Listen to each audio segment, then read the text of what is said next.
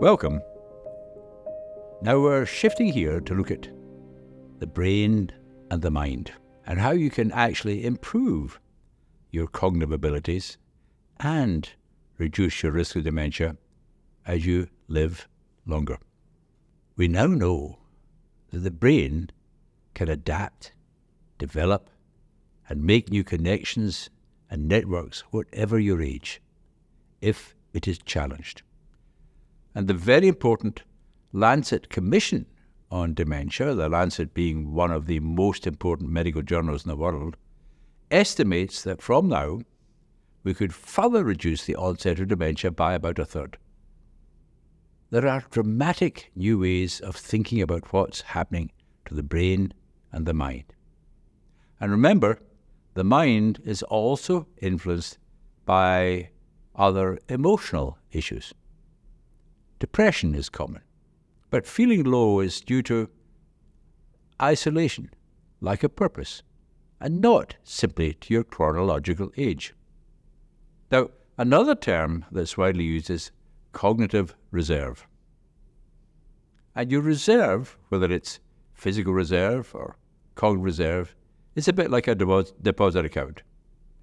Usually you get by with your current account, but now and again you've got to dip into the deposit account. And cognitive reserve is something you call on when challenged. And it too can be increased by learning and by engagement and interaction with other people. And the evidence is there's no upper age limit to increasing the cognitive reserve. And the more reserve you have, the better able are you to cope with problems as they come along. Just like a deposit account. I started when it was lockdown because there was no bin service or anyone picking up litter. Well, I put on my high-vis and gloves and I set off with 2 bags. So I started just doing my street and then I ventured further away and then I found a very, very bad one. And I got some help from somebody who was already a litter picker. And he says, you're not using the right bags. So he went and got me some bags and then I volunteered to be a part of the group, the Keep Buckman Tidy group. And we just went off from there. I don't like mixing the recycling with the dirty stuff, so that's why I do it that way. And quite enjoy to see it's nice and tidy. I get a lot of satisfaction from cleaning up and seeing what it was like before and after.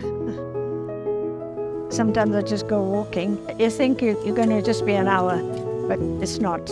As you see more stuff, you just keep carrying on till you've finished all the, picked up everything. And then you come home. Kids say, where have you been, Mom? And that's, I've just been picking and picking. You're doing a great job. You meet more people and you feel healthier. I do get a lot of compliments and some people want to join. Keeps you fit. I feel much more healthier since I've been doing that because I don't want to be a couch potato.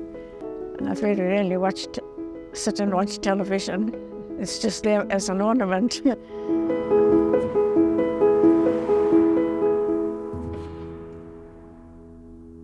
Now, I'm going to hand over to Charles Alessi.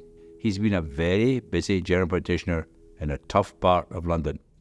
So he understands how ordinary people have to face challenges and the pressures on their life and their later life. My name's Charles Alessi. I'm a physician with particular responsibility around aging and in particular dementia and risk reduction in dementia. And what I'm going to be talking about today is productive, healthy aging.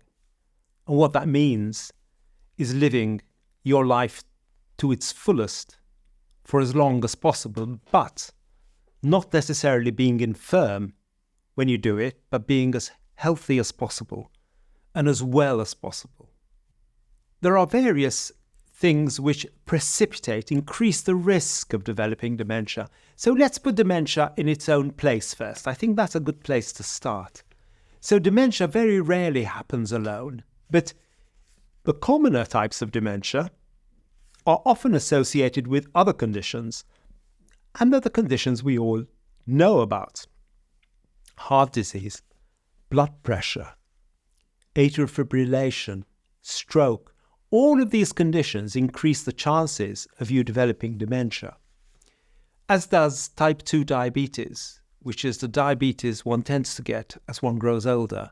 So there are some conditions which precipitate, which make dementia more likely. Hearing loss is another, depression is another, Parkinsonism is another.